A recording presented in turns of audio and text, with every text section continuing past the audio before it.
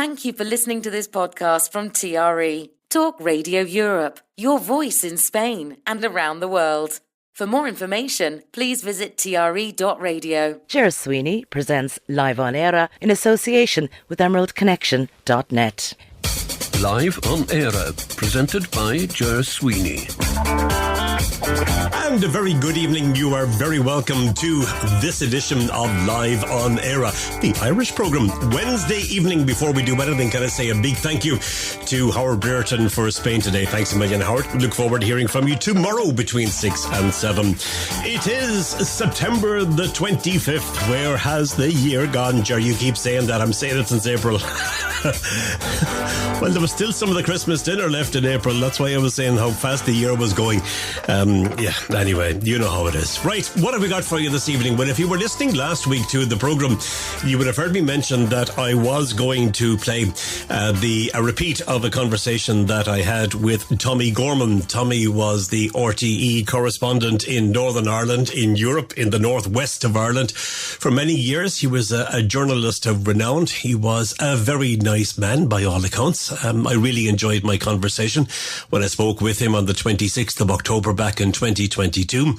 His untimely death at the age of 68 on the 25th of June this year prompted many people to ask me if I would play that interview or that conversation again. So I'm going to do that this evening on the programme, and I hope that you will enjoy it. Second time round, if you've heard it already, you might hear something new in it, and if you haven't, well then you'll be in for a little treat. So that's what we have for you this evening on the programme. It was a very lengthy interview, so I'm dividing it in two and playing first half of it in the first hour, first 45 minutes or thereabouts, and then the second part I'll have the remaining 50 minutes or thereabouts of the conversation between myself and Tommy Gorman. But some good news first before we do anything. A deal to invest several hundred, well in fact £300 million in Derry and the wider northwest region was signed recently, and that is exceptionally good news. A third of that 300 million, so 100 million, will be spent on regeneration of Strabane town. The centre of the town, providing new health facilities, a leisure centre, new footbridge and a further education college. The rest of the money will be spent in Derry. It will be used to build a new maritime museum, spent on innovation projects at the Ulster University campus in the city, and help to fund a new medical school. Money will also be spent on a new riverfront park near the city's Guildhall. The money comes in from a so-called city deal. It is a parcel of long-term funding, half provided by the UK Treasury and half by the Northern Ireland Executive, topped up with cash from councils and private investors. It's estimated that it could create about 6,300 jobs in the region.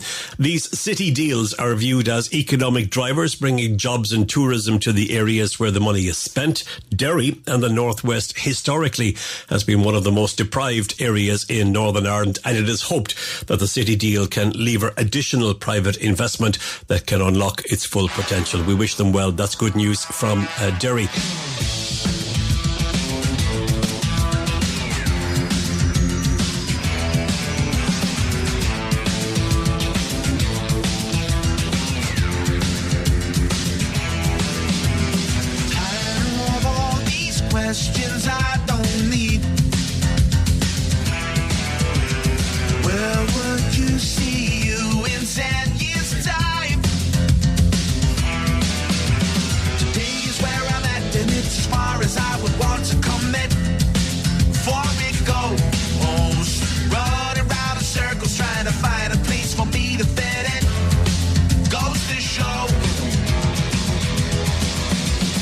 I've been selling my soul.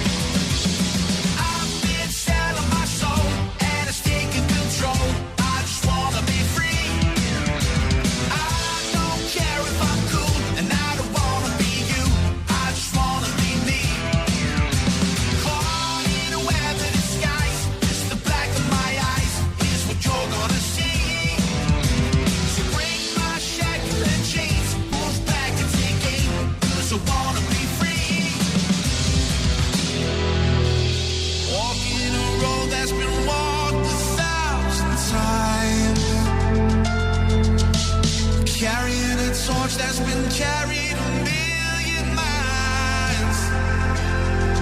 Oh, I'd rather stay lost than to settle on what I find. Don't rest for anything less than what's on your mind. I've been selling my soul and it's taking control. I just wanna be free. I don't care if I'm cool and I don't wanna be you. I just wanna be me. Caught in a web of disguise, just the black of my eyes is what you're gonna see. So break my shackles and chains, move back and take aim, 'cause I wanna be free. That's Ryan Sheridan and a song that's called Shackles and Chains. Great song it is too. Let's do a quick break, and just after that we'll have the first part of the conversation with myself and the late Tommy Gorman, which was broadcast back in October of 2022. Live on Eire, presented by Ger Sweeney. Tommy Gorman, his face and his voice both instantly recognisable because he spent many years working with RTE television and radio. He worked with them as a European correspondent, as a northern correspondent, as a northwest correspondent. And I spoke to Tommy on the 26th of October 2022. And that was around the time that he launched his book, which was called Never Better. In that book, Tommy gave a very frank description of what had been going on in his life. It was a joy to talk to him. Unfortunately, he passed away unexpectedly at the age of 68 on the 25th of June this year. And many people have commented since then about the wonderful conversation that we had, he and I, on the programme, and asked me if at some point I would consider repeating it. And I'm happy to be able to do that this evening. And in this particular part, the first part, it takes us up to his diagnosis with a rare form of cancer and what came after that for him. And the piece that you're going to hear ends with Tommy saying that with all of the procedures that he had and all of the medical interventions that he had, he considered the time that he had since then as bonus years. Let's take a listen to the first part of that interview with myself and the late Tommy Gorman. Tommy Gorman, you are very welcome to Live on Eire. It's lovely to have you as a guest, and congratulations on a fabulous book called Never Better, My Life in Our Times. Nice one. Tommy, you're welcome. Delighted to be broadcasting to your international audience, and I just love the way your radio station turns Europe and beyond into a small village, because that's how it should be. Indeed, and you never know who's listening, as is this particular interview is testimony to that. So again, I did last week thank Adrian for making contact with you, and again thank you for making contact with us. Tommy, I've already told listeners that, you know, we know you really from the television and from the radio, from working with RTE for the many years that you were there. Firstly, as the Northwest correspondent, if I'm not mistaken, in Europe then, and then back home to Ireland. And we knew, you know, it's interesting because I thought that you were there right throughout the ceasefire and took us through the negotiations at Stormont, but you didn't. You arrived in Northern Ireland for RTE when the deal was done and signed. Yeah, my story was, in my RTE career, was I was the Northwestern correspondent. That's covering counties like Sligo, Leitrim, Donegal, Cavan, Monaghan and Derry at times for 8 years, from 80 to 89. And then I went to Brussels as RTE's Europe correspondent from 1989 to 2001.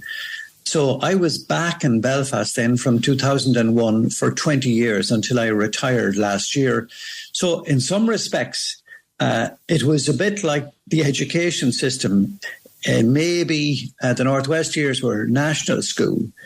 Europe was secondary school, and maybe third level was the 2 decades spent in Northern Ireland. And one set of experiences played into the other and helped me to sort of understand and analyse things. with the knowledge that I was gathering as I moved through my journalistic career. You start the book by telling us about your first employer, John Healy, and you document that really well. And he told you at the time when you were just a young lad, hadn't even finished your university degree, he told you 3 things that every man should do: plant a tree, father a child, and write a book. And you mentioned that, I think, twice in the book, and you said that I'm now on the 3rd part, and you've done. Is that why you wrote the book? Because it was what you should do, or was there a reason for you personally to write the book? It was a challenge. In broadcasting, it's very, very short.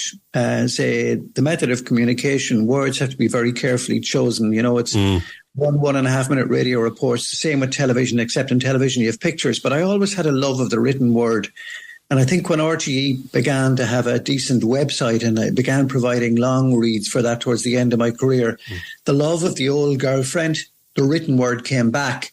And then after I retired, I just couldn't sit still. I'm watching what's going on.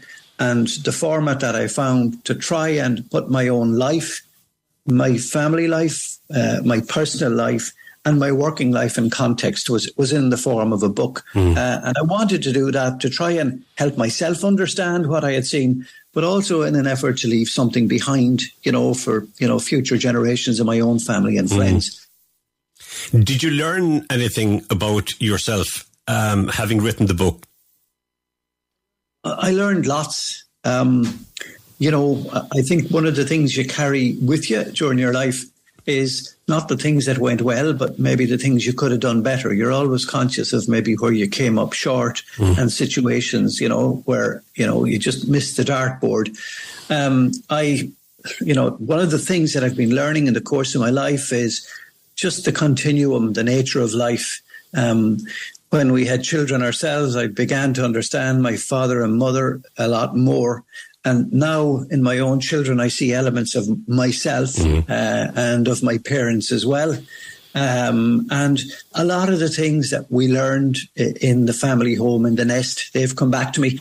And indeed, a lot of the advice I got, like you talked about John Healy. Healy was great fun. And one of the things he said was, kid, by the time you get to 45, you should be able to sign your name to the Our Father and claim a week's wages. I didn't get to that stage, Ger, but I liked, Healy's kind of advice. He also would say things like to young journalists, he'd say, watch the clock in the morning and forget about it at night. Yeah. He'd tell you that journalism wasn't a job, but it was a way of life. And I believed all those things. Some of the wisdom of my father. My father used to say, money was handy for doing messages. I think that was very pertinent. And one of the other things he said to us, there were 4 of us. My younger sister died suddenly in 2016, so we're down to 3 in terms of my siblings and myself. But my father always used to say, never let strangers come between you, to always stay tight. And he'd say too, you can only lose your good name, your reputation once, and you'll never get it back. So that kind of wisdom sticks with me, Ger. How important, Tommy, is the first job, in particularly in journalism? And if, thinking about some of the people that we would know and recognise and the names and faces from TV and radio across the country, many of you started in, small local newspapers, and you started out in a brand new paper, the Western Journal. That was your first job, and you got paid per word. Yeah, a thing called lineage. I thought I was getting a staff job. So the more you wrote, the more you got paid. So I quickly set out to make it an impossible equation for the owners of the paper, for the man called Jim Maguire, who was hiring people, that it was going to be cheaper for him to give me a staff job rather than to pay me lineage. So if you got the copy, as you call it, into him early enough, and he was trying to get pages away, even though he knew it was costing him, it meant that, the compositors, that they had work to do. So your stuff would feature in the paper. But you're so right about, say, the importance of the first job. And the lesson that I learned very early on was the importance of the local. that I think you bring that with you everywhere. And some of the things you have to do in those first jobs, I remember even when I was training in the Sligo Champion, I went to the School of Journalism in Rathmines for 2 years, and there was a placement period in between year 1 and year 2 in that summer. The first thing I had to do was to call to the house of a local doctor who had died and ask the family for a photograph. So you're going to a grieving household and you're knocking on the door as a stranger, and in some ways you're colliding with their grief, you're interrupting their grief, and you have to explain to them that the reason you want this is so that somebody who has passed can be remembered properly. So that was a good lesson. And then the next thing I was doing was going along to local court cases where you'd see your neighbours there in court, and they might be up on a drunk driving charge or on some misdemeanour. And where you have to get to the stage where that is appearing in the paper and you know you're causing embarrassment, but it's also part of the system of justice. Well, that kind of sensitivity and that willingness to tread on toes because the circumstances are appropriate, that's one of the things you have to do all your life in journalism, and it's always difficult. So I felt the early training in the local paper really, really kept me connected. The whole idea of broadcasting when you were starting out in the paper, it didn't cross your mind at all. I mean, as far as you were concerned, journalism, and I think you made reference to it in the book, journalism, you know, when you went to learn about it, was about print, and the radio never came into it. Television, you know, was only just a kind of starting. It was embryonic at that stage. So were you very surprised when you when maybe one day you realised, hey, hang on a second, I'm working for RTE here. You know, this whole thing about a newspaper is gone. I couldn't believe, you know, when looking back on it now, I went to the School of Journalism in Dublin from 1975 to 1977, and it was the only journalism course in Ireland, imagine, at that time. And it was concentrating on the print industry, the local papers, the national papers, the magazines. And radio and television, it really wasn't on the radar. And it was while I was in that first job at the Western Journal that Bunny Carr, who was a major RTE broadcaster at the time, he used to present, you know, a music and chat program. He was also the original presenter of a program called Quicksilver on television, a quiz program, which many Irish people of a certain age, elderly, I suppose you'd call them nowadays, that they would remember. I remember it. Well, we're in that autumn of our lives, in that sort of, you know, the others category. But I remember seeing him in action, the ease with which he carried out his trade, but then the impact, the way this man behind a microphone could be heard by hundreds of thousands of people. And I went, wow. And then I looked at, say, the impact of television.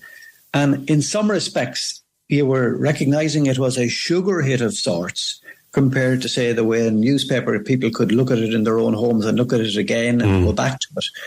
But it was just the way it gave an opportunity to become part of the national conversation.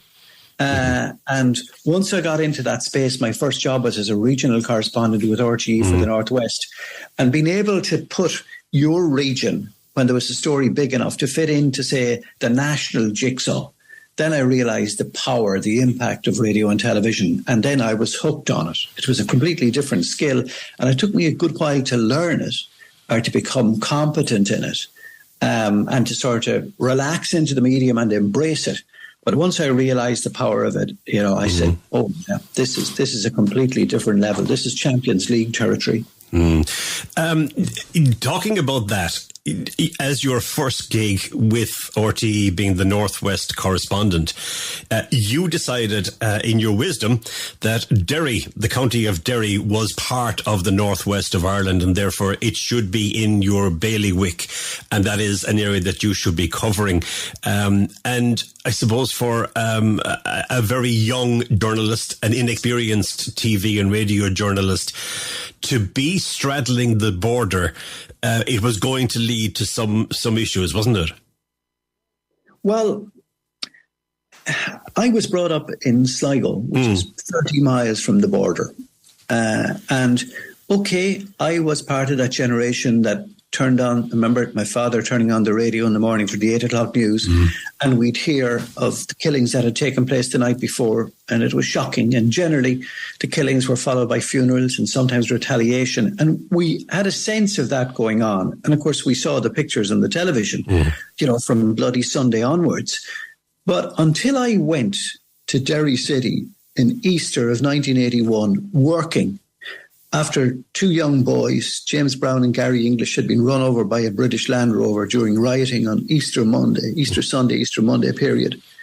Until I saw rioting and until I got the sense of the anger and saw the images of conflict and the smells. And, when I remember going there, I travelled up and it was at night. It was nighttime when I got there. And I'll never forget this image of a helicopter with a searchlight. And the light beaming down on the people who were on the streets below rioting and burning cars. It was like being on a movie set. And I was so surprised, Ger, that this had been going on close to me on our island and that I didn't have a full sense of it or any real sense of it until I was actually there and reporting on it. And I suppose it was one of the great lessons of journalism that there is no substitute for being there, for witnessing. Or seeing close up what the actual story is. It was also an opportunity for you to kind of, what would you say, to get some experience because you didn't know it then, but you were coming back to Northern Ireland a number of years later. But you had to set about, because you were effectively in a war zone and you couldn't be seen to be able to talk to one side of the conflict without being able to talk to the other side. So you had to set about cultivating contacts. Was that easy for you as a cub reporter? Well, I was, when I joined RTE, I was 24. So, 25, 26, 27, 28, you're an adult, more than an adult. You should be, able to sort of behave in a mature way. And in some respects, Derry was relatively easy compared to Belfast because in many ways, the war, as we call it in Derry, was between, say, Republicans, nationalists, and, say, the British Army / police. There was very little, say, orange versus green because nationalists were in such a majority. But of course, RTE at the time had was governed by Section 31 of the Broadcasting Act, where you weren't allowed to interview or broadcast material with, say, people from paramilitary organizations. Yet at the same time, to be a competent journalist, you had to develop contacts with, say, paramilitary organizations. So that was tricky enough. That was sensitive territory. And you were always aware that your material was going to be watched very, very closely and that you had to be careful not to break the law. I was a different kind of a person when I came back to Belfast from the year 2000 onwards when I was in Northern Ireland, because I went out of my way in that phase of my life, that last 20 years, to get to understand unionism. Because I was now reporting on politics out of Stormont. I was reporting on the development of the peace process, on power sharing. And it was vital for my own understanding of the situation and also in my responsibilities to a Southern as well as a Northern audience to explain to them the reservations of unionists and the attitudes of unionists and the fears of unionists, as well as, to keep them familiar with the views of nationalists. And a lot of the time, there was a deeper understanding of nationalism because nationalists were looking for a united Ireland, but unionists were in a completely different situation in Northern Ireland. Just one thing that I remember from the book, you were talking, and when you said there that you had to be conscious that you were playing to or broadcasting to a Southern audience as well as a Northern audience. But this was before Wi-Fi and before broadband, and we were getting our TV signals through an aerial in those days. And RTE had a different broadcast kind of output than the BBC would have had. And so people in the north who wanted to see programmes from the south had to have a particular television aerial on the roof of their house. And a lot of them weren't prepared to do that because it would identify them as being nationalist. I thought that was an incredible learning thing. Yeah, Ger, it was a dangerous thing. Say, for instance, you were living at an interface area during, say, the worst times of the Troubles, when the retaliation, the way retaliation worked was, if one of our crowd was killed, you'd go looking for one of the other side. That's right. In retaliation. And those loyalist murder gangs were not very particular about, say, the lifestyle of a person. As long as they were a nationalist, a lot of the time that was enough.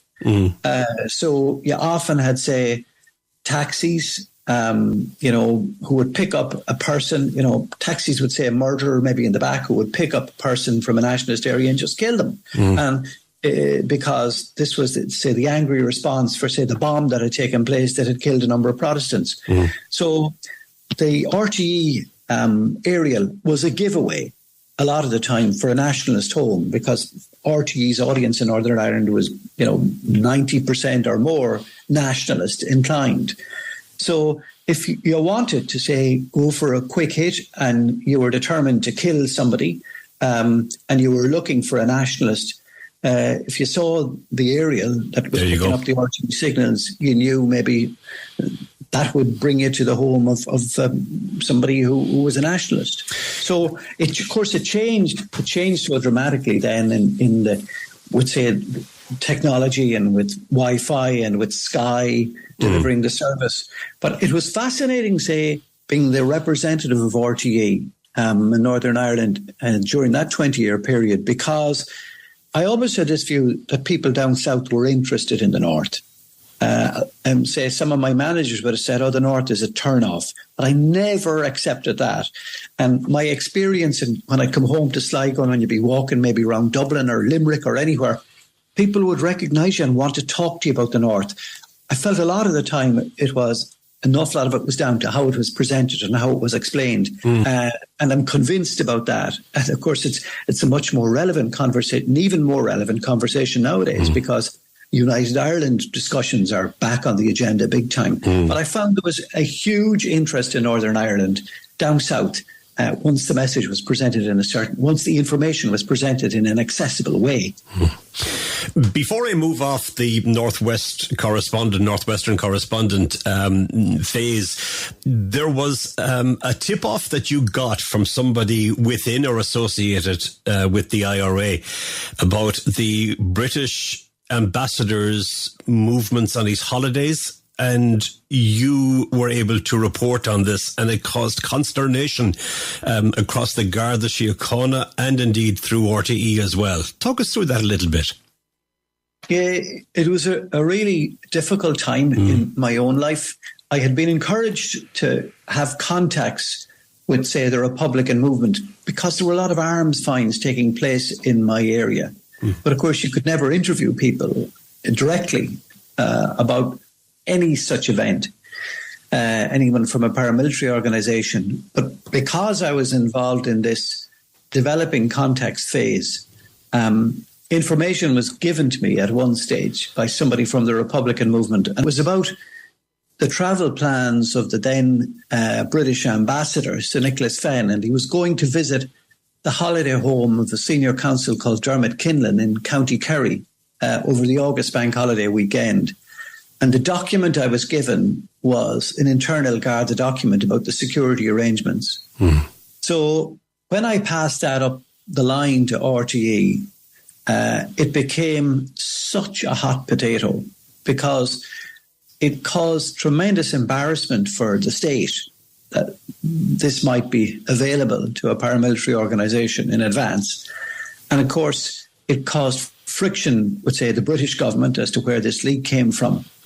And it turned out that I was young and inexperienced, and I was in a situation where I had on my shoulders a weight that was very, very hard to carry. And the response of the state was to deny that it had come from the Republican movement, and to say that I probably had got it from a disgruntled Garda. Right. And that caused ferocious pressure. I knew the truth. I was never going to tell who gave it to me. As a journalist, you couldn't do that. No. At a time, for a time, the provisionals were wondering, was I going to break that traditional code of journalism that you don't, give away your sources? And the pressure was on to do it, especially when stories that were completely wrong were being put out by the state about me. But I held my ground, and interestingly, people like Vincent Brown, the then editor of the Sunday Tribune, and Mary Holland, and a man called Gerald Barry in RTE, who were very helpful and supportive and protective of me. And eventually the storm passed, and it was accepted that I was telling the truth. And maybe how many years later would it be? 10 years later, when the IRA were making preparations for their ceasefire, I was told in advance about the nature of the ceasefire, even though by then I was working in Brussels. And I think that in some respects was the Republican movement saying, you behaved in a straight way with us, and this is us attempting to behave in a straight way with you. And they also asked who would they have as a contact for the future in RTE, because they had other work that they were planning, as in preparations for weapons decommissioning and where the ceasefire was going. And I recommended my colleague and friend, Charlie Bird. And that was how Charlie's links with the provisionals were established. Okay. Let's move on. We'll come back to the provisionals, obviously, because we're going to talk about your time in Belfast in Northern Ireland in a little while. But let's go to Europe, because that's where you went next. And the one thing that struck me, there's a lot here about Europe, and Europe is very pertinent now when you were there at a very exciting time as well.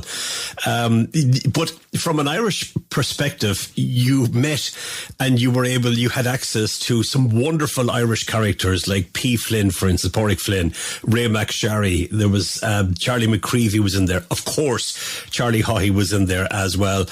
It was a time when I suppose Ireland was finding its feet in the European establishment, or the EU establishment, or the EEC as it was.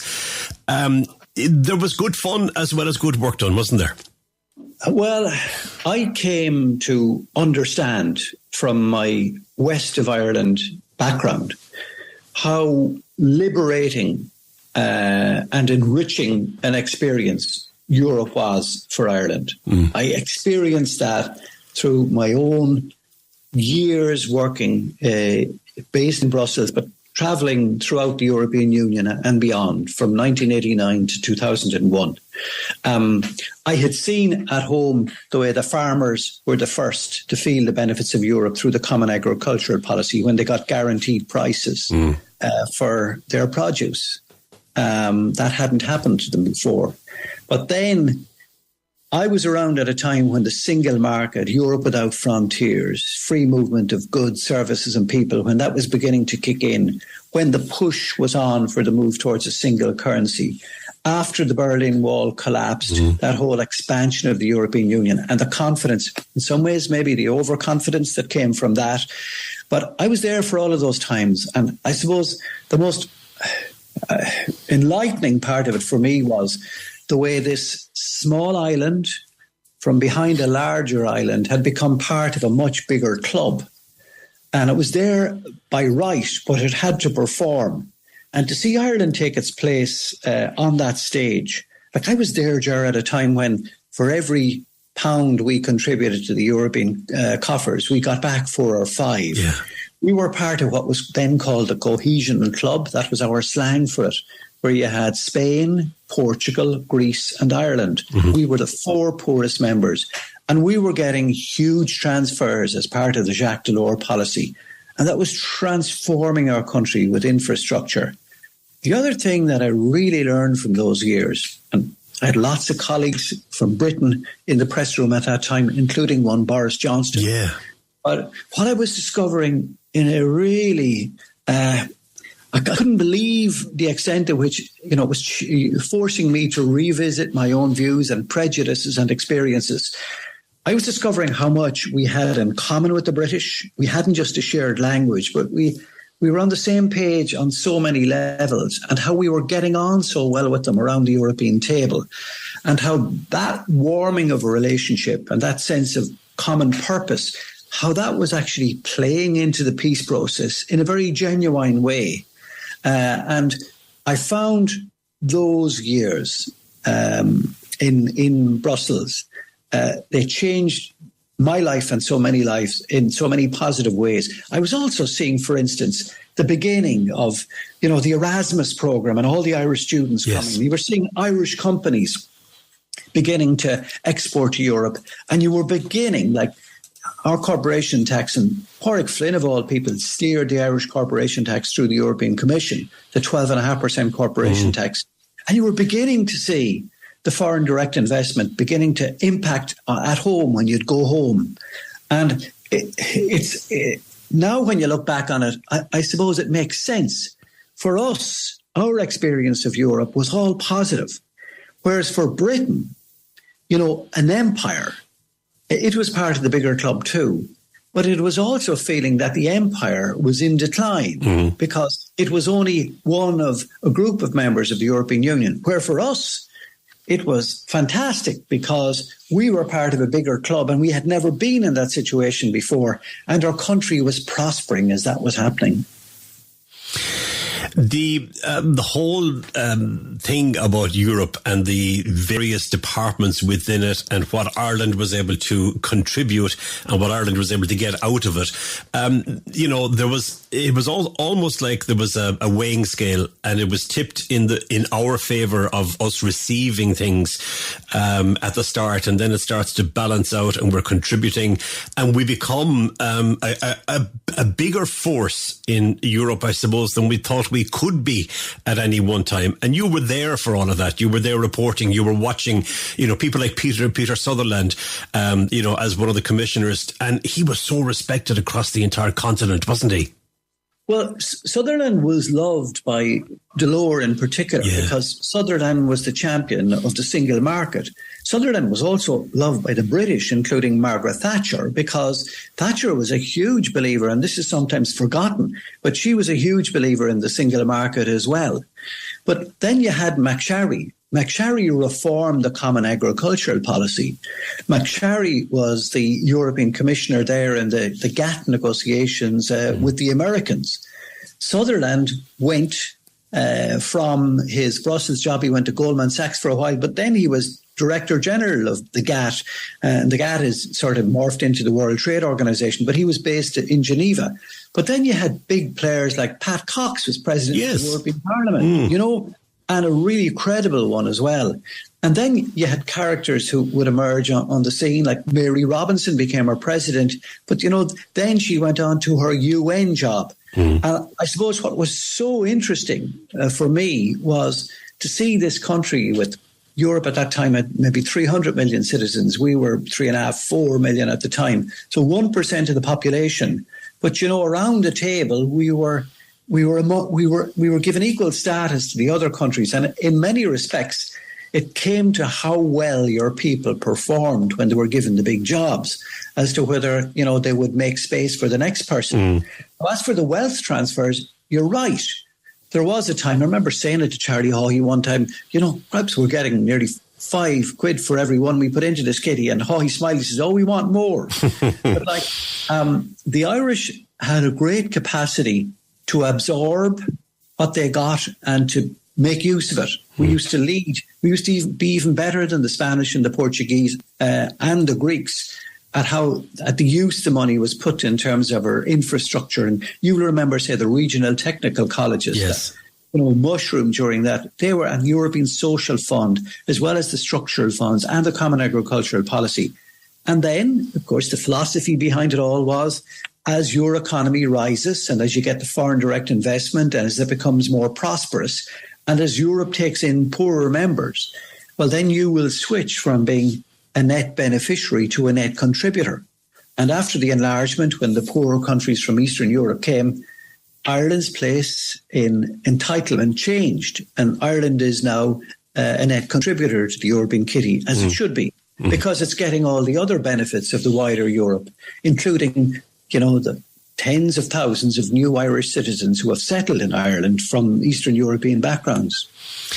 The many benefits, you've mentioned a couple there, the many benefits of us joining the the EU or the EEC was that we were able to share in things, and things came our way that we didn't think were possible. And you personally were the first person in Ireland to take advantage of or to be the beneficiary of something that had just been introduced, where people in Ireland could get medical treatment in another EU country if it couldn't be supplied or provided in the home country. Will you talk to us about that? Because you deal extensively with it in the book. I'd never known that you had been diagnosed with cancer so many years ago and that you were working all the way through it. If you don't mind, can you talk us through that? Well, your listeners might be really interested in this because it might have echoes for them in their own lives. Yeah. One time I was down in Luxembourg in the Court of Justice, and I covered this case involving citizens from Luxembourg, Cole and Decker. And there were people who had travelled over the border. One was for spectacles. I think the other was getting dental treatment. And they tried to reclaim the expenses from their own health provider, and they weren't getting it. So they says, no, we should be entitled to that as citizens of the European Union, because if you have free movement of goods and people and services, there are no borders on that. Well, you should have the same kind of principles applying to healthcare. So they challenged it, and there was a ruling made in the Court of Justice that vindicated their rights. So I was aware of that.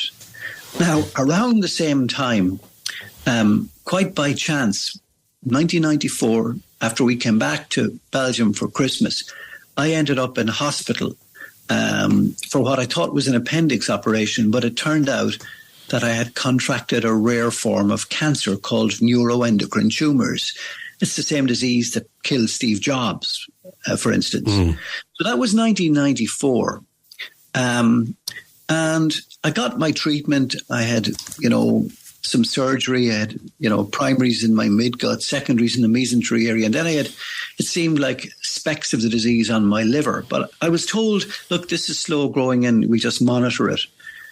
But then a friend I had that I met by chance in a bar in Budapest, he was a scientist. He went and researched the disease and he says, my son, you should be getting on your bike about this because this thing is going to kill you very soon if you're not careful. So, of course, that changed my thinking. And I discovered that there was a centre of excellence in a place called Uppsala in Sweden, where they had genuine expertise in dealing with this condition. So then, Ger, a challenge became, how do I get there and how do I pay for it? And lo and behold, I had the knowledge of the Court of Justice judgment that I was entitled to access care in another EU member state if it wasn't available in my own country, Ireland, and if it was cost effective and relevant for my disease. So I used what was known as the E112, not the E111 or E111, the E112 to access healthcare in Sweden. And the form that I was given by the Irish Health Service, I was the first person to use this facility. I had to get a consultant to agree that I needed it, an Irish consultant. That was a hard thing to do, to step outside the comfort zone of saying, we're not good enough here and there's better treatment abroad. And I got a consultant in Ireland to do that. And I became the first person to use that facility. And that entitled me to access healthcare in Uppsala in Sweden.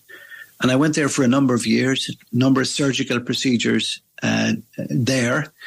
And I publicized the fact, but by publicizing the details of my disease, more people came forward with the same condition. And eventually there was a centre of excellence established in Ireland for people with this disease. And that's where I now attend. But there are some procedures that Irish people still can't get for the disease, and they are sent as a matter of right to Uppsala or to Rotterdam for additional care.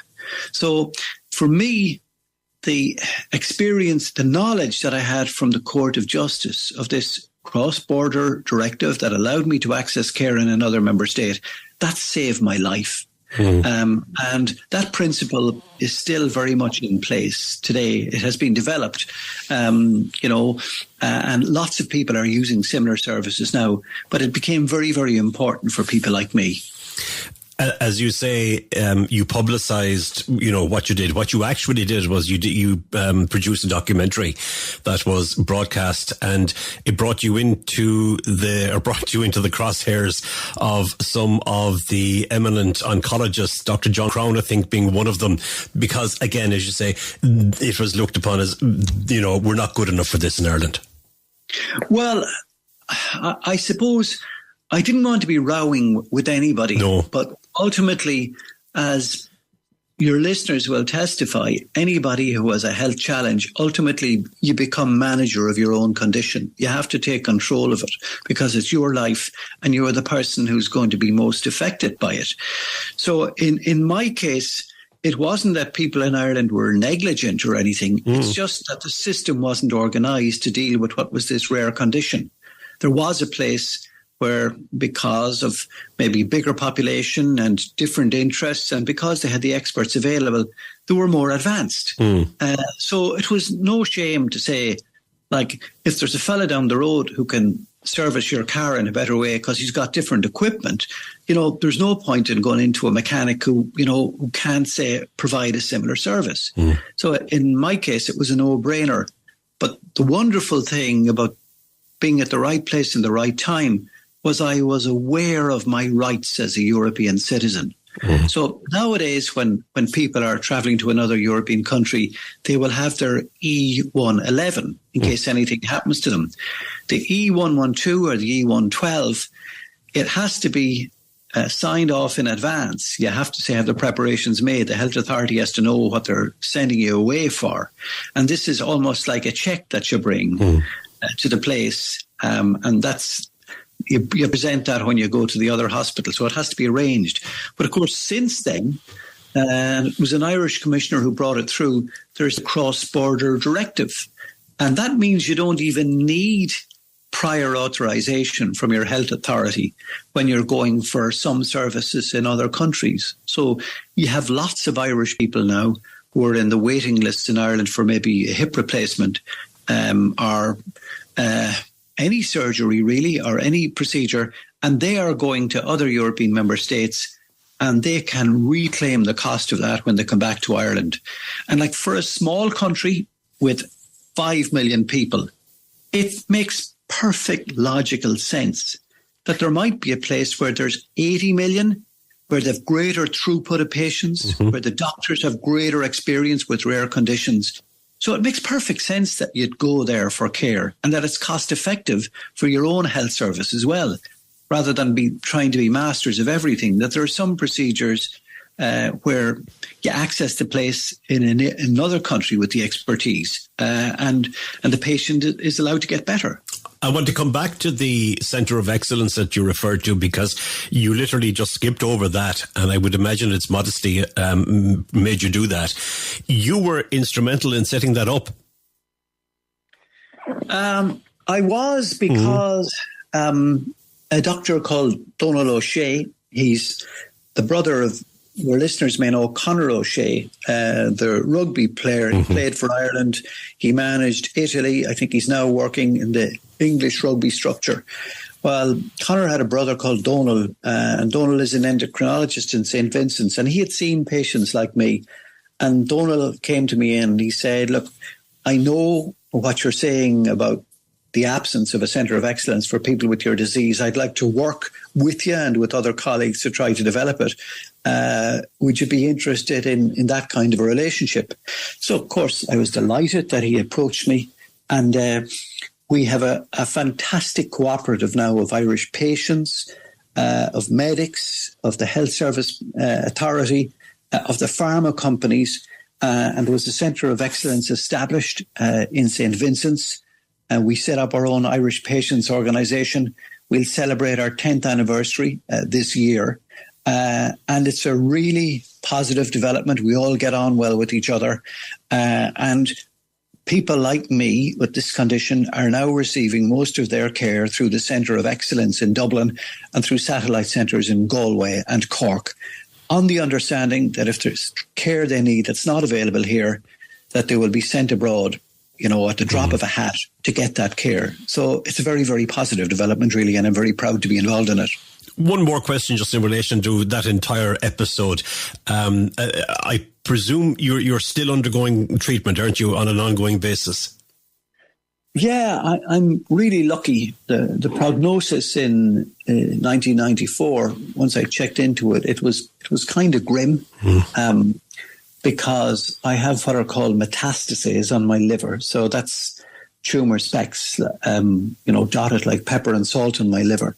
And I've had lots of procedures over the years, but I'm, 28 years into my diagnosis, I'm still alive. I still have a very dodgy liver, but I'm able to work away and do interviews like this and to live as normal life as possible. Good. I take an injection every 28 days. I go for scans every 6 months. I've had lots of bits and pieces cut out of me at different times, but I consider these bonus years. And that is where I'm going to leave the first part of the conversation that I had with Tommy Gorman, which was originally broadcast on the 26th of October in 2022. As I mentioned before I introduced it, Tommy passed away rather unexpectedly at the age of 68 on the 25th of June this year.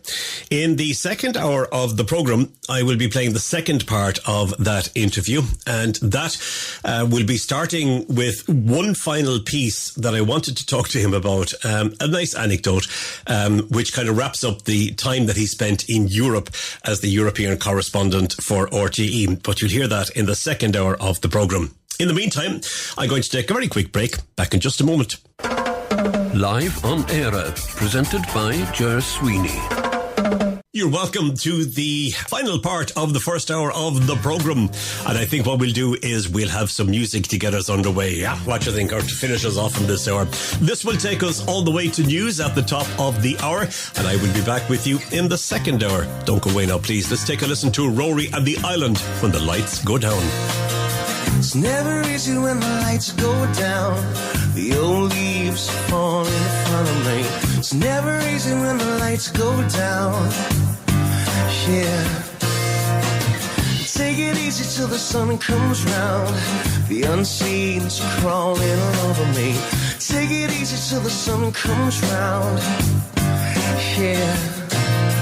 I'm out of my head, but it's alright, alright. Know that you said that it's over now. It's never easy when the lights go down. Dead dreams fall in front of me. It's never easy when the lights go down. Yeah. I take it easy till the sun comes round. The vaccine's now gonna welcome me. Take it easy till the sun comes round. Yeah. I'm out of my head, but it's alright, alright. Newspaper said it's over now. Is that about how in the distance?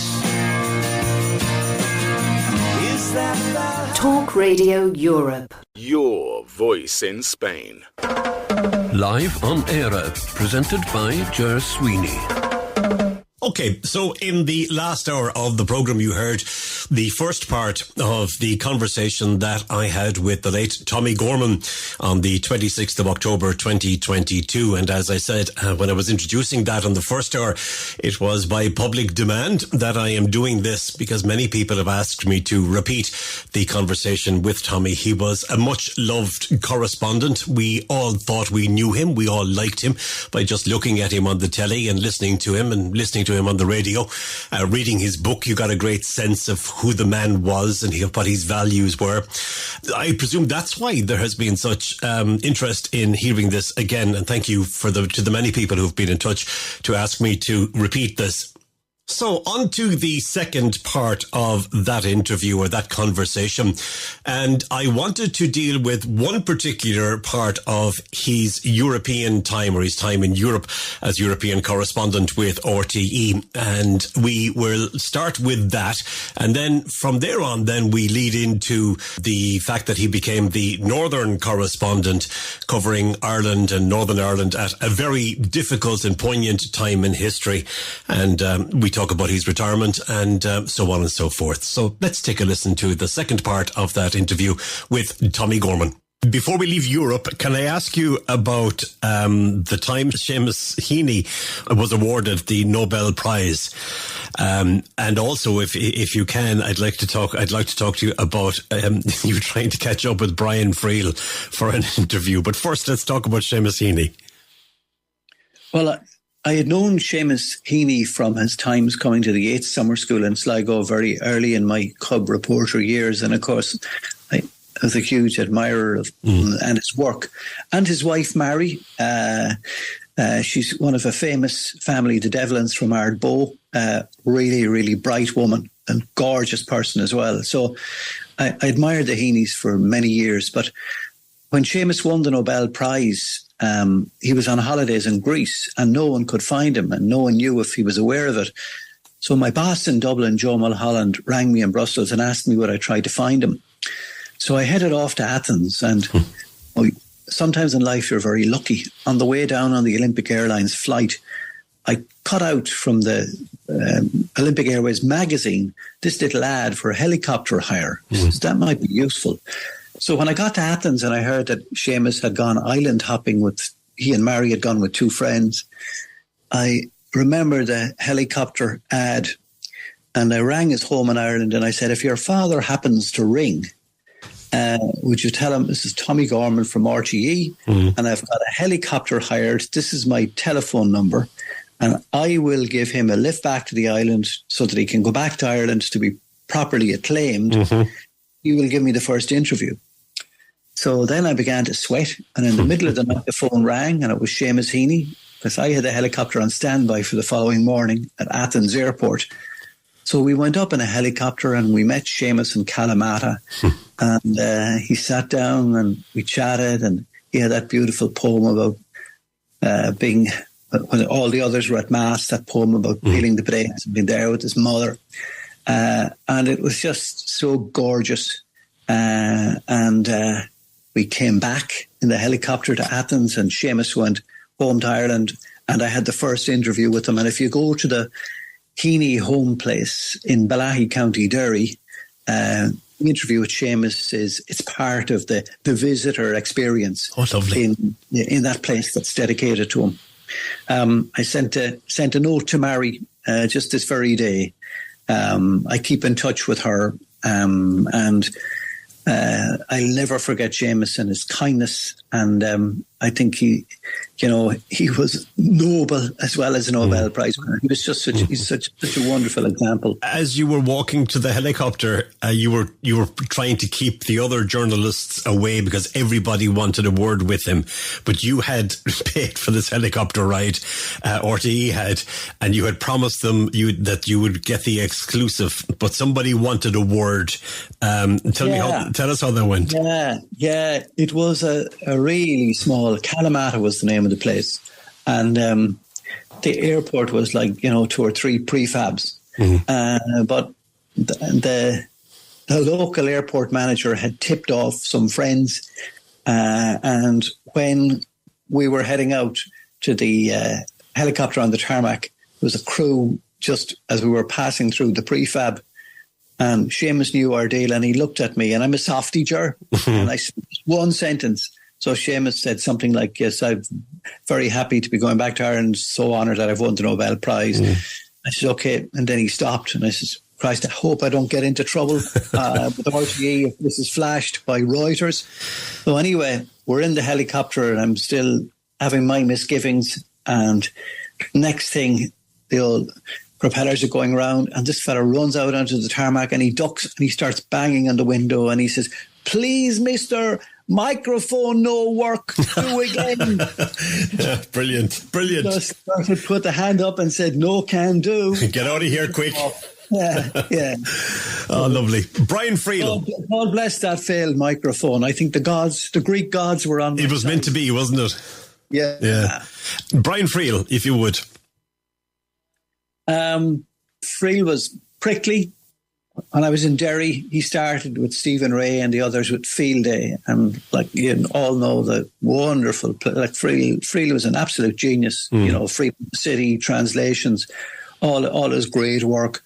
But I remember looking for an interview with Friel one time with Joe Mulholland again in the McGill Summer School in Glenties. He was celebrating Friel's work, and I went looking for an interview with Friel, and he said, "Tommy, if you respect me, you wouldn't ask me." So I knew that was a no. Right. So anyway, I got away. You know, I didn't get it. So it was coming up to say 6 o'clock time for the bulletin. And fortunately, I walked outside the hotel in Glenties, and who pulled up, having driven up from Dublin, but Seamus Heaney. So I said, "Seamus, would you mind doing a turn for me? Because I was looking to get Brian on camera and to talk about this event in his honour, but he just doesn't want to do interviews." So Seamus straight away obliged. But very movingly, I looked to interview Brian a few times afterwards, and it just didn't work. But shortly before he died, his wife Anne is such a lady. So Anne rang me this day, and I had a word with Brian on the phone, and I knew it was going to be the last conversation I'd have with him. Okay. Didn't he drop you a note at some point? Yeah. He wrote to me sort of asking for forgiveness for, for his ways, Yeah. But that was just his ways. But I felt that the final gesture, the most important gesture, was the fact that, that the call was made, I'd say on Anne's prompting. And Brian was, very ill at the time and obviously knew that, he wasn't going to be around forever. And I just felt it was a lovely gesture by the two of them, and I'm very thankful for it. Let's go to when you went to Belfast, when you became the Northern correspondent for RTE. At that stage, the Good Friday Agreement had been signed, but the job wasn't done, essentially. They had just signed it, and there was a lot of work to be done. What was in your mind when you were given the gig? What did you think your challenges would be? Well, when I came back in 2001, at that stage, what was I? 2001, 56. I was, 45, 46 years of age. And I had seen, say, the European model. And I was so conscious that there was a European dimension to the Good Friday Agreement, to the peace process. And I had seen the collapse of the Berlin Wall and the ending of that Cold War.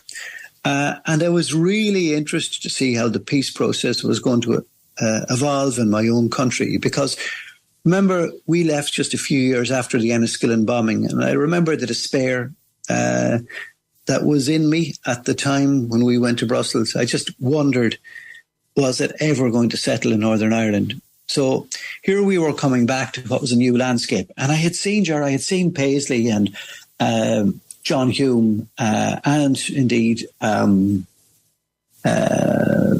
the Ulster, Jim Nicholson, the Ulster Unionist MP. The three of them were MEPs in the European Parliament, and I saw them get on well together. Right. Looking for, say, a structure one for Northern Ireland.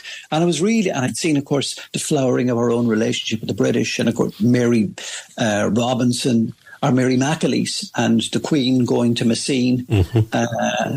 Just months after days after Mary McAleese became president. And you could see the flowering of the relationship and the potential of it. And I was really interested to see how it was going to work out. So I felt that was my mission, to track the development, the practical development of the peace process, and see where it was going to go, and see, was it going to be what Europe wanted it to be, to see, was it going to be the poster boy or poster girl peace process within the European Union. The individuals that were involved in that, you had Ian Paisley, you had Gerry Adams, you had Martin McGuinness. There was, a whole, I suppose, gambit of people that were involved. You had to set about basically building relationships with all of these people, didn't you? Or was it a case that you took over the role as RTE correspondent, were you able to slip in and say, look, here I am, this is who I am? You would have had certain bona fides already from your previous time up in maybe Derry and so on. Was it easy to do, or was it difficult? Well, I came back with energy. Okay. That was the first thing. And secondly, I came back with hope. Certainly another important quality I had was experience. Like, I had seen the impossible happen in Europe with the ending of the Cold War, the reunification of Germany. So, like, I didn't think that I was coming back to what was going to be a failure. And because of my own health and, the sense that I had about myself, that I was fortunate to be alive, I just wanted to have vivid, meaningful experiences of journalism, and I wanted to make every day count. And I think what I brought to it from an RTE perspective was Ireland was a player in the peace process. The Republic of Ireland, Ireland, the Irish and British governments were, co-guarantors of the Good Friday Agreement. Ireland had the big American connection. Ireland was a member of the European Union. So, like, our audience were interested and actually had a stake in the peace process. So I had a responsibility as the person from RTE to get to understand this story, to get sources on it, to get trusted on it, and to actually live and breathe the story and to communicate it to our audience. And that's what I brought to the table when I came back. And I was just razor keen to do it. Like, I was really excited by it. Still am.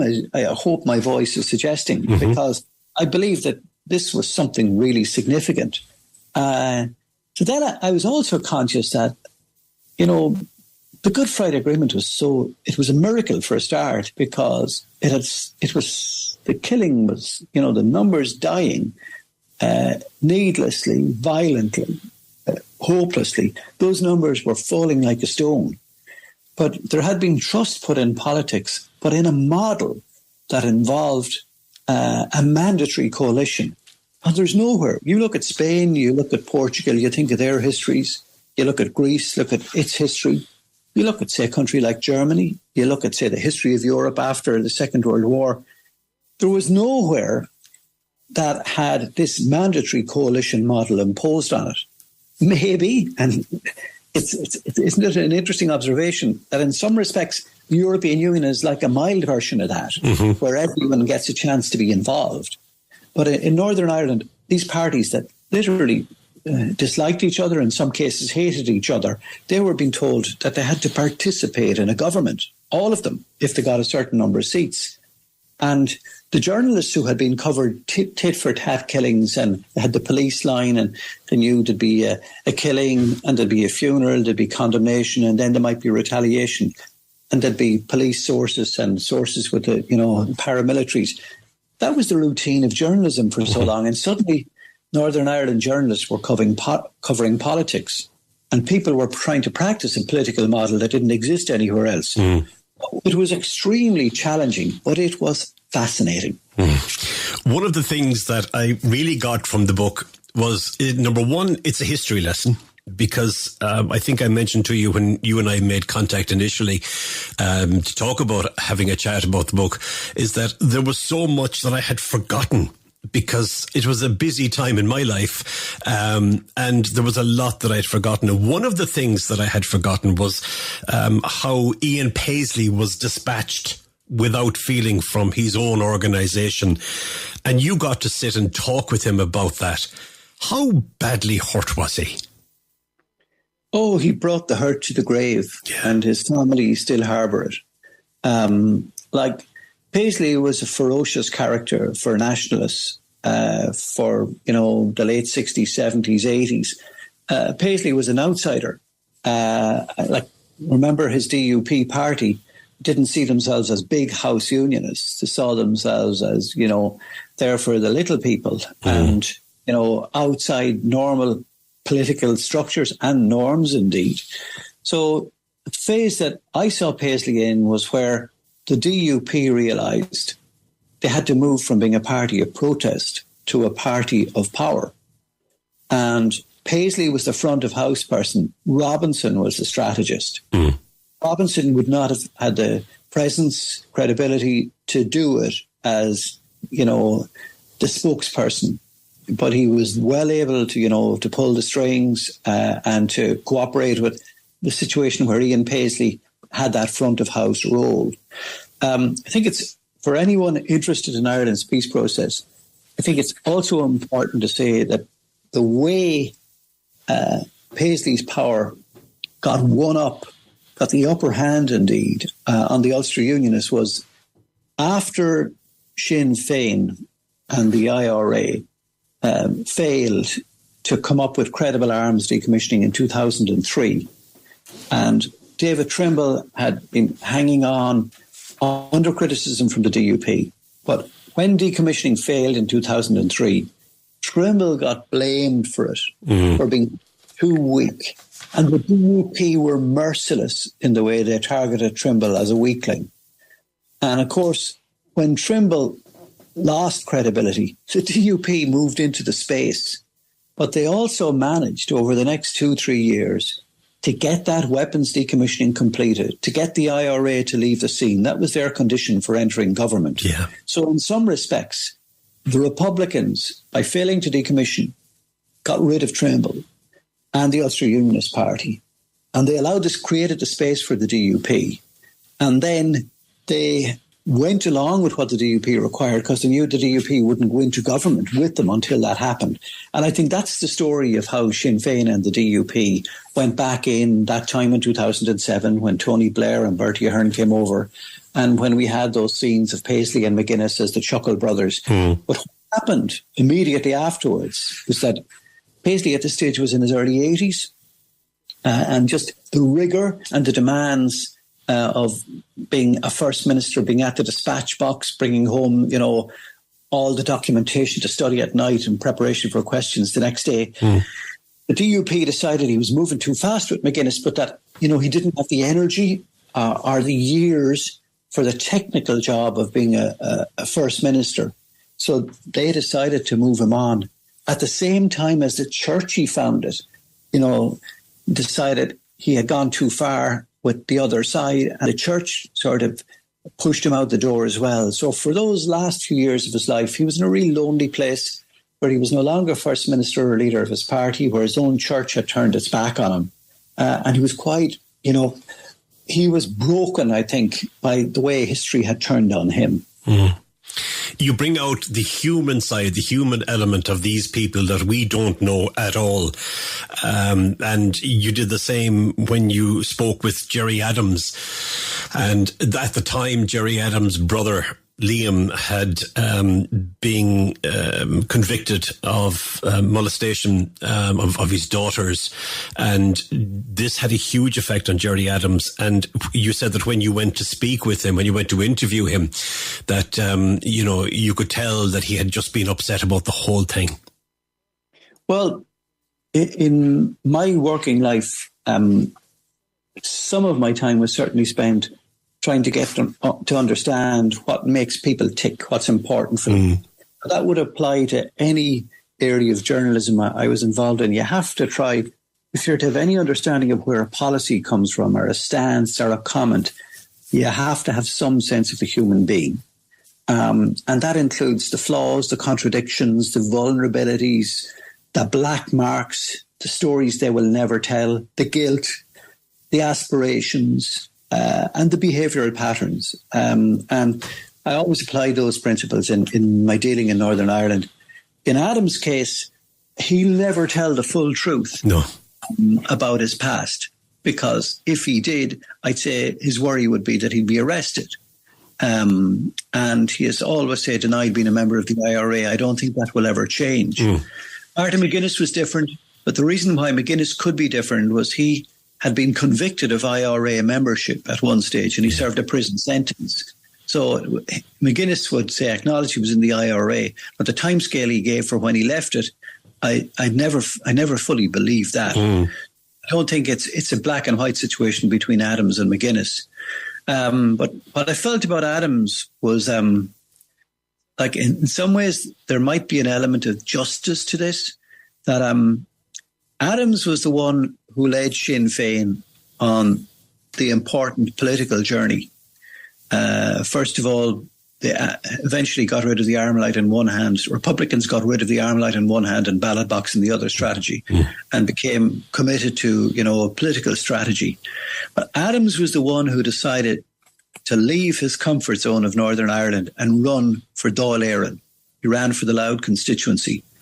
And in crossing the southern border, he exposed himself to ridicule in the Dáil, to questioning in the Parliament, to, people pointing out his lack of understanding of how the system in the South worked.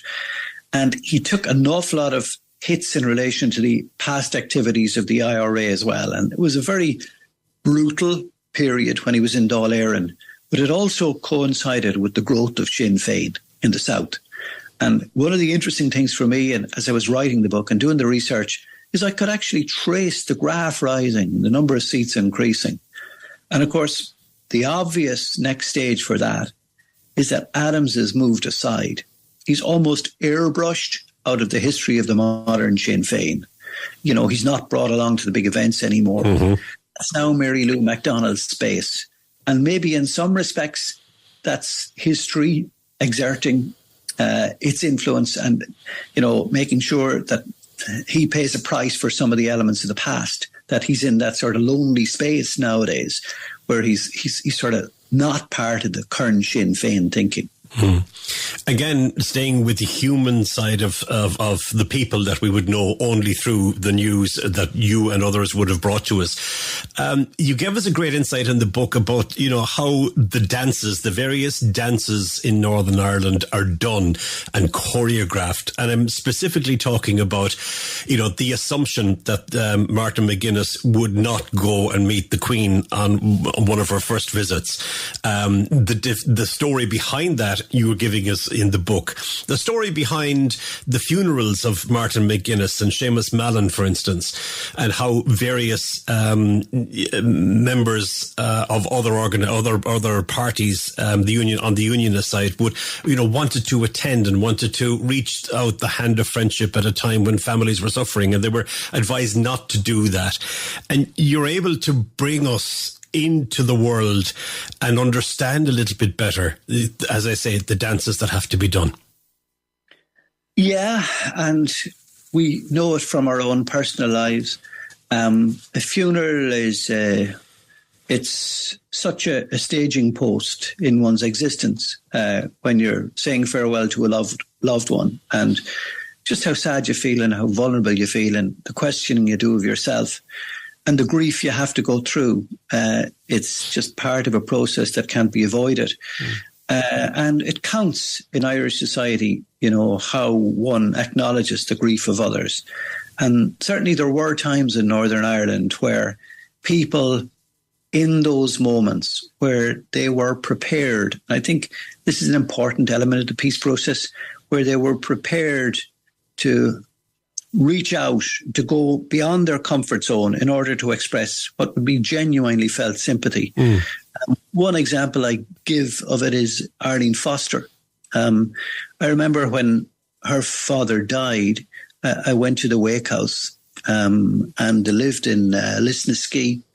They had to live opposite the police station because there had been attempts made to kill her father at one stage, and they were brought in for their own protection to live opposite it.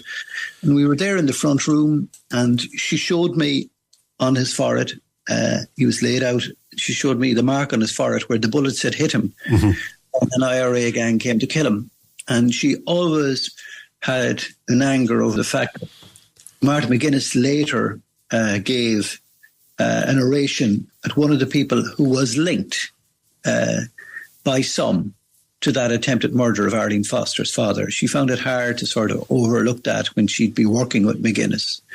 It certainly influenced their relationship. But when McGuinness died, and she had asked me about him as he was ill, and I had passed on her best wishes to him, as he was in the final stages of his life. And the last message I had from him, text I had from him, was him asking me to thank her for her kind thoughts. So when McGuinness died, Arlene Foster was actually out of power Sinn Féin had pulled out of government. Stormont was suspended. So it was very bitter rather than sweet time for her. But she decided that she was going to travel to Derry for the funeral of Martha McGuinness. And there were people very close to her who begged her not to go because of what had happened in the past between Republicans and Unionists. But she felt it was the right thing to do, and she felt almost a burden of responsibility on herself. And she went to that funeral, and to this day, it's something she's glad about. And that was, I suppose, her reconciliation of sorts with McGuinness. Let's talk about Brexit. You were there when it all kicked off, because while the vote was back in 2016, you were well ensconced in Northern Ireland at the time. And I suppose, in fairness to everybody outside of Northern Ireland, the question of the little province didn't come to the fore immediately when they were talking about Brexit. But in your book, you can trace the origins of it. You did mention shortly a little while ago in this interview that Margaret Thatcher was very much pro the single European market, or the single market.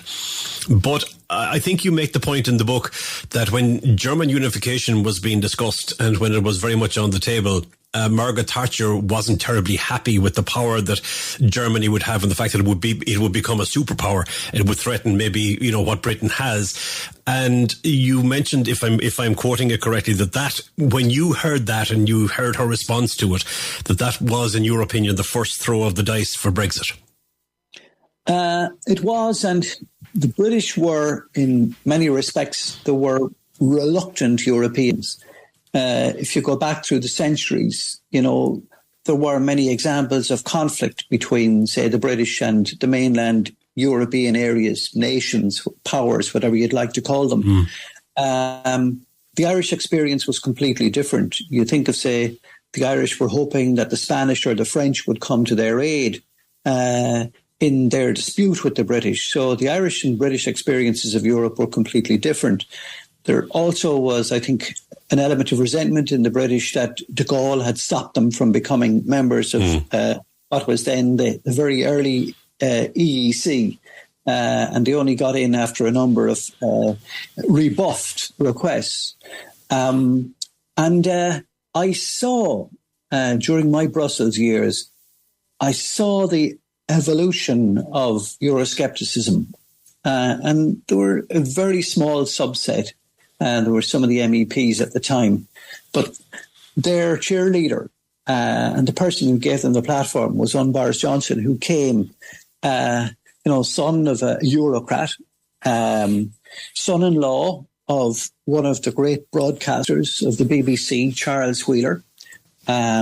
So Boris was the Daily Telegraph correspondent there in the early 90s. And Boris was the person who began to sort of give oxygen to the resentments and began to pump up stories that showed the European Commission in a bad light. Has to be said that the British had very genuine reservations about some of the European layers of bureaucracy. The structures were over-bureaucratic. There's no doubt about that. But I'd go to news conferences, and I remember John Major was the Prime Minister, and after each summit, the numbers attending the British, they began to swell because there was always going to be one question bowled in from Boris that would make Major feel uncomfortable. And Boris would take a number of facts and he'd combine them together, and there'd be one sort of little jump made between the sum of, say, the information and Boris's conclusion, and that would become a lead story. And I could see the way that Euroscepticism was fooled. Remember, too, that the British did not join the single currency. They wanted to keep their pound, which they did. So they were becoming more, as Europe deepened, the more the British, a section of, say, British society became reluctant participants in that European journey. And I saw that happen. You're right. In terms of 2016, when the vote happened and the lead up to the vote, you were on the ground in Northern Ireland. Now, we know that ultimately Northern Ireland did not vote for Brexit. There was a slim margin. But what were you hearing on the ground? What were the fears and what were the selling points that you were listening to? I'll tell you what happened in Northern Ireland and indeed within Britain. There was a complete misunderstanding among Brexiteers about how Northern Ireland, there was no understanding. It wasn't a misunderstanding. No. There simply was no appreciation of how Northern Ireland was going to become the cockpit of, say, difference between the European Union and Britain. That it was going to be the place where not just the rubber hit the road, but where, the rubber went on fire as a result of Brexit. There was no sense of appreciation of how vulnerable Northern Ireland was going to become and how old sores were going to be reopened. And I think the reason for that was there was no appreciation of the European dimension and the European input to the Good Friday Agreement.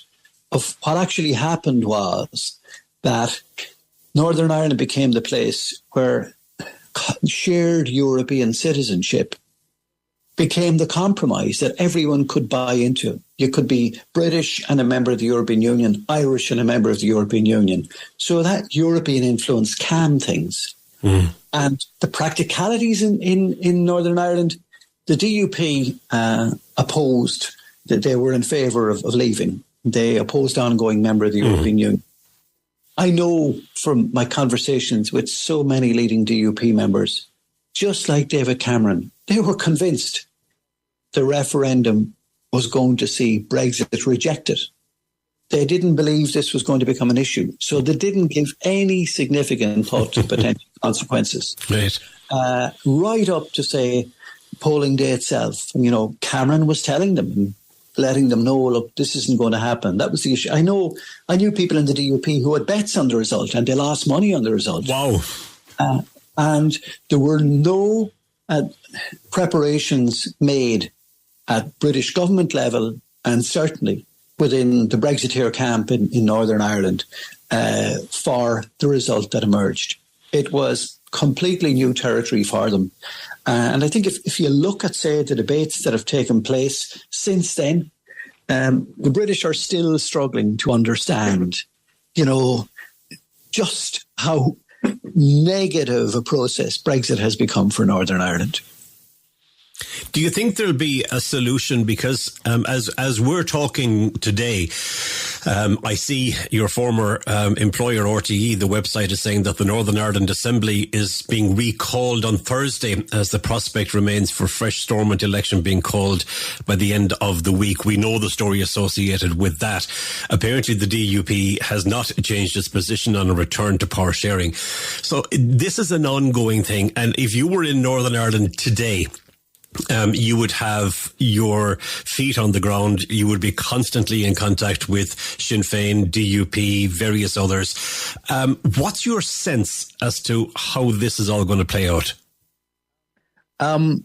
My sense is that it's in the DUP's interest that there's a solution found and found soon. All the history of the European Union is about compromise. Europe hates fighting with people. Europe is founded on compromise. It's the grand compromise itself. The European Commission members like Šefčovič and, President van der Leyen, they don't have time. They don't have the instincts to be fighting about a place that has, 7 million people on the entire island or 8 million people on the island. They have much bigger problems to deal with, almost impossible problems. So if the British government is in any way wise, they will reach an accommodation with the European Commission as soon as possible to iron out what can be ironed out in the workings of the Northern Ireland Protocol. And then Northern Ireland will move to a place where it has the chance to have the best of both worlds, access to the European market, access to the British market. If they don't sue for peace and if they continue fighting the impossible fight, what you will have is a lack of investment in Northern Ireland, tension between Britain and the European Union, ongoing problems for the British economy. The Americans saying, we're not doing any trade deal with the British until, the Northern Ireland Protocol issue is resolved. So there's only one way out of this, and that's to find an acceptable compromise. And in those circumstances, Northern Ireland has a chance. But I'll also say this to you, Ger, that the greatest accelerant in the United Ireland debate at the moment is a failed Northern Ireland. Mm-hmm. If unionists keep staying out of power sharing, and if there's continued tension, and if Northern Ireland becomes a basket case economy, well, then there is a body of people who will say, maybe we would be better off in whatever emerges from a United Ireland. Whereas if Northern Ireland settles down, and if it becomes prosperous and it draws on this best of both worlds option, well, then the heat will be taken out and the pace will be taken out of the United Ireland debate. And the British government, if they want to bring about the disintegration of the United Kingdom, fighting with the European Union is one sure way to do that, because the Scots will continue to be disgruntled and Northern Ireland will grow, more difficult. You mentioned a United Ireland, and we referred to it briefly earlier on when we started chatting. And Mary Lou MacDonald, the current leader of Sinn Féin, reckons that this is all doable by 2032. It's not really, is it? I'm not anti-United Ireland. I want to say that, straight away. I'm glad that I live south of the border. I prefer to have, say, my political leader in London than in Westminster. So that's me in terms of, say, how I feel comfortable in this state. But we are struggling at the moment in the Republic to find accommodation for 50,000 people from Ukraine. Mm-hmm.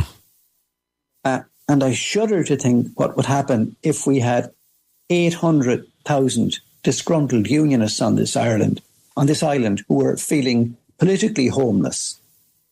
So I think that the United Ireland scenario, it only works where you have people comfortable with each other. That's that's the only way you could have a United Ireland in the very real sense. Mm. And I think there's so many structural differences. Our health services are different. Our education services are, the way we educate our people, it's different. The grants available, say, in the south are not available in the north. So many different elements like social welfare and so on. And it's going to take time. And all my experience looking at the way things happen and the pace of things would suggest to me that this is a longer term project. And if you try and push people into something that's not properly prepared, we've just been talking about Brexit, where the preparations weren't made, and look at the problems it's causing. So I think the same thing about a United Ireland. But I think, if you're to stand back and look at things, best ways for things to happen incrementally. And I think the first item on the agenda for Sinn Féin is how might it behave as a party of government? Because Liz Truss would tell you it's one thing to want to become Prime Minister, but it's completely different to get that challenge when you're successful. And the same with Sinn Féin. They're now the largest party in the Republic. I'd expect that'll be the situation again after the next elections. But they're going to have to learn how government works, and they're going to have to learn how to exercise those levers as part of their journey towards convincing an electorate about the merits of a United Ireland. And I think that's wonderful. I think that's one of the saving graces, one of the great qualities of democracy, that, you get your chance and people and voters have an opportunity to observe how you perform. And if you come up to the mark, voters can give you a second mandate. But if you fail, if you don't deliver on your promises, well, then voters have the opportunity to reject you. Yeah, in the book, you go through a number of arguments in relation to reunification. And one of the things that I was interested in, actually, and it was one of the points that made me stop and think, is when you looked at Sinn Féin's record in office in Northern Ireland, and we know that south of the border, it is very likely that they're going to hold the number of seats that they have in this current Dáil, and more than likely will add to it the way things are looking at the moment. And you look at it and you say, well, hold on a second, what exactly, how prepared is Sinn Féin for governing in the south? And before we even look at a unified Ireland. And you make the point that a lot of the things that happen in the north, they happen elsewhere. They happen in London, and then they're rubber stamped basically in Northern Ireland.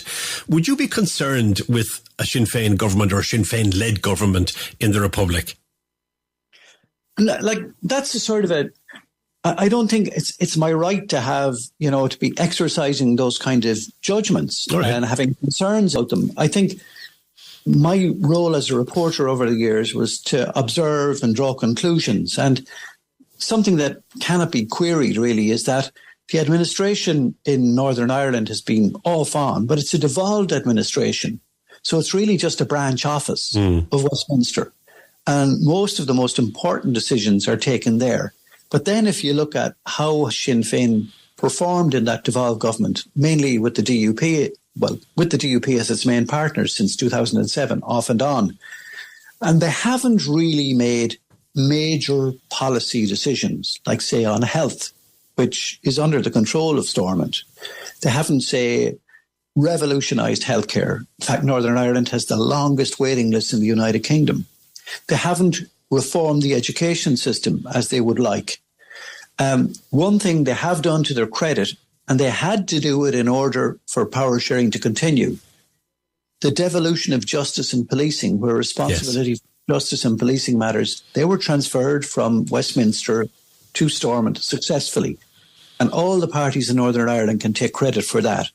But the point I'm making to you is that the facts show Sinn Féin doesn't have a history of taking tough decisions in government, because no party has done that. Whereas down south, they're a party of opposition.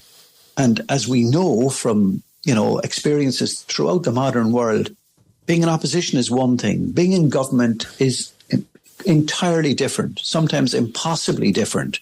So we'll only know how good Sinn Féin are, how competent they are, once they get their feet under the desk and are making decisions as government ministers. That's, so that's not saying, would I be afraid or would I be worried? Okay, or would I get you. That's factually correct.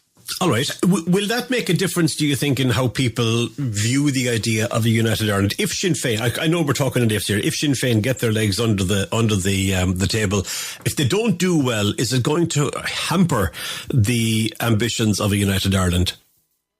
Well, it's the ultimate test of a politician.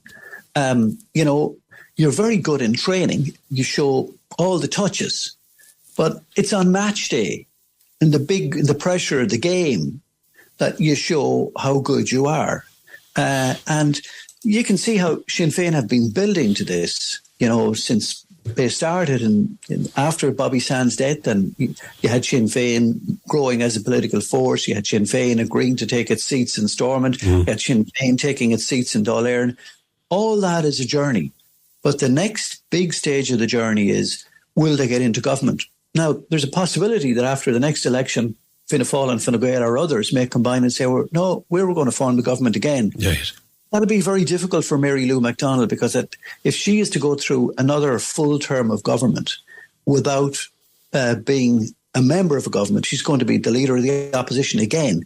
But you begin to go stale if you do terms in opposition, and the natural instinct of a party is to start looking over the shoulder, saying who's coming next, who are the younger powers that are growing within the party and younger influences.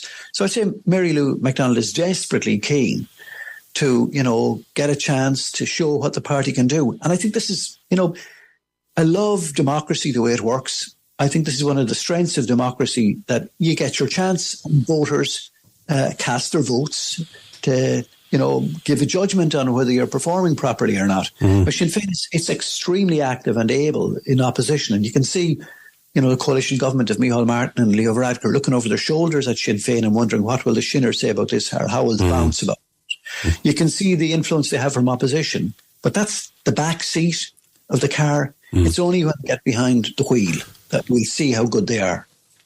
Tommy, you have been so kind with your time, and it's been fascinating talking to you. Before I let you go, and I have to let you go for your sake, do you miss it? Do you miss the day-to-day, feet on the ground, ear to the ground kind of thing? I think I'll always be interested. I think I'm still very much engaged. I talk to people, I have one or two friends. After I leave you, I'll be waiting to see if they're members of the next British government. I'll have a launch of my book in the Irish Embassy in London on the 17th of November. Okay. And I hope there'll be some interesting people there. The Taoiseach and Leo Varadkar and Mary Lou MacDonald came to the launch in Dublin. Lovely. Arlene Foster and Michelle O'Neill and Jerry Adams and Monica McWilliams and lots of people like that came to the launch of my book in Belfast. Father Gary Donegan brought across a copy of my book to Senator George Mitchell, Yes. chair of the Good Friday Agreement negotiations.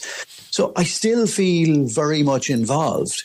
And as long as, there's life in me, I think I'm going to be interested in the craft of journalism. So I might have retired from RTE, but I don't think until I get to the very end of my life, I don't think I'll ever retire as a reporter and as an observer of sorts, Ger. Does that answer the question? It does. Will we see you on television again and hear you on radio, apart from here? Well, I write for a website called The Currency. It's a very interesting project. And that's where... And it's interesting because it allows you to analyse and do long reads. And I hope that I'll make documentaries again. I made documentaries about the Queen's visit to Ireland.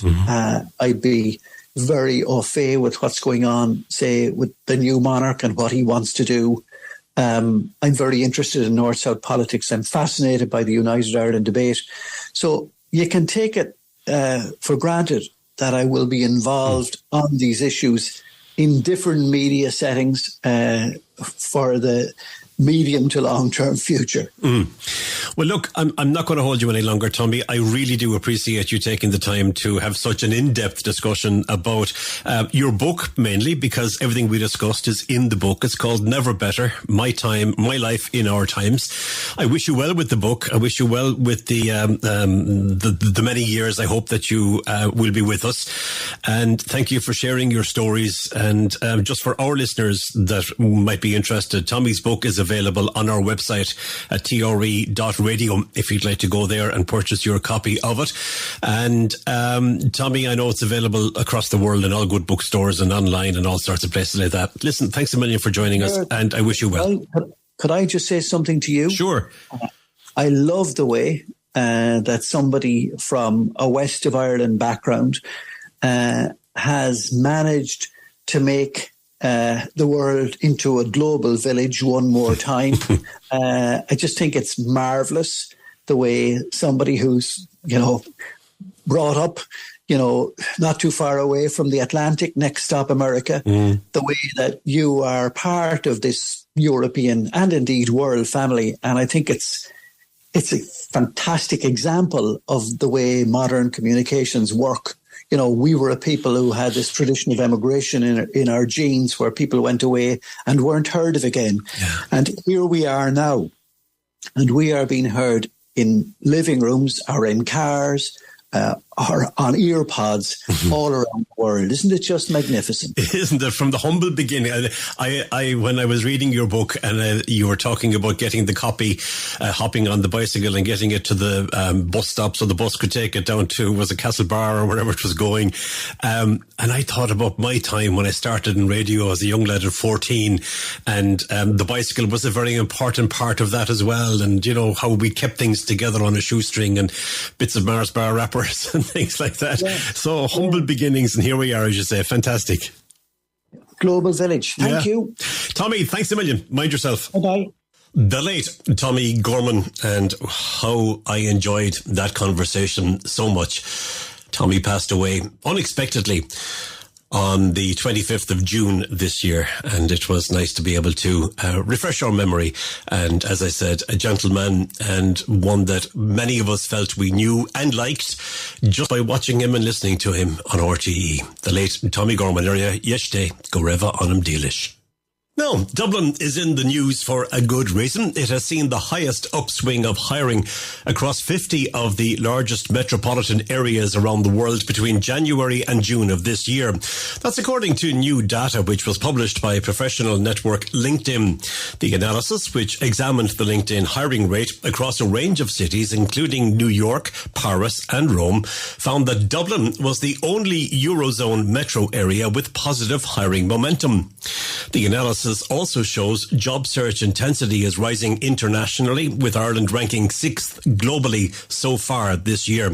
Ireland continues to have one of the largest shares of hybrid and remote job opportunities, ranking 2nd in Europe in terms of availability for both types of positions. However, the availability of such opportunities is declining. In the past 12 months, there was a 12.5% year-on-year fall in hybrid opportunities and a 14.8% fall in remote roles. While there was a drop in the number of flexible work roles available, demand for these positions continues to outstrip supply. The LinkedIn Ireland country manager Sue Duke said, with the Irish economy effectively at full employment, it's no surprise that we are seeing a lot of competition for roles in a tight market. She went on to say that what clearly stands out is that companies that offer flexible work options are attracting more applicants than their peers. So it continues to be a point of differentiation for prospective employers, she said. So there we have it. Good news, as I said, for Dublin. Don't know where they're all going to live, though. But as the man says, Shin Scéal Ella. And in Irish, that means, or in English, that means, that's a whole other story. Oh, yeah, sorry, he's starting midway through. No, we're not doing that. That's my lot for this evening. Going to finish with a piece of music that you've heard on the programme before from a man called Henry McCullough. Unfortunately, no longer with us. I don't have any live guests to say thank you to this evening. But as always, I do want to say a big thank you to our Spanish-Irish cultural advisor on the programme, Antonio Sierra, for his contribution on a weekly basis and the work that is ongoing for the programme. Thanks a million, Antonio. Thank you so much for listening. I hope that you've enjoyed the programme and listening back to the late Tommy Gorman. From me, Ger Sweeney, until next week, bye-bye and thank you. Here's Henry McCullough, Failed Christian. I'm a failed Christian. I don't go to church. I smoke and I drink and I lie and I curse. You never got to me with your sermon and all. And you talked about nothing at all. I'm a failed Christian.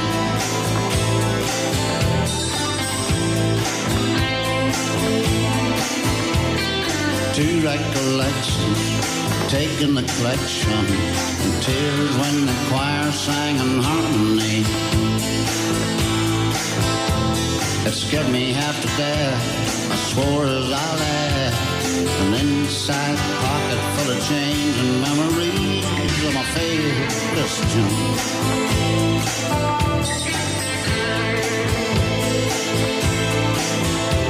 I'm a failed Christian. I got my own church. I swear in my soul to this great universe. All over the world, with gloves on their hands, religious instruction I can't understand. I'm a failed Christian. I'm a failed Christian.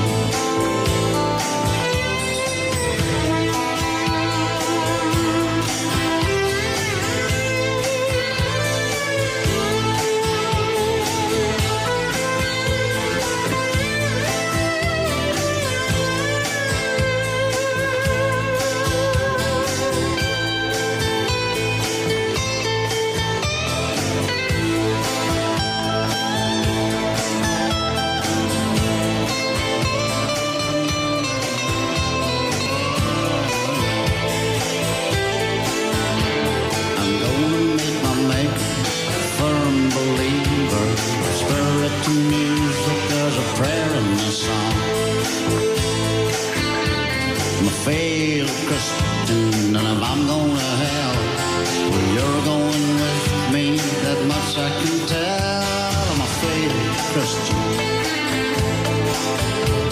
I'm a failed Christian. I'm a failed Christian. I don't go to church. I smoke and I drink and I lie and I curse. You never got to me for your sermon and all. When you talk to that nothing at all. I'm a failed Christian.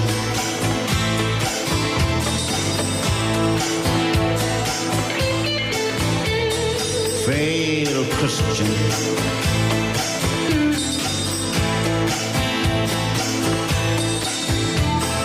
Failed Christian. Failed Christian.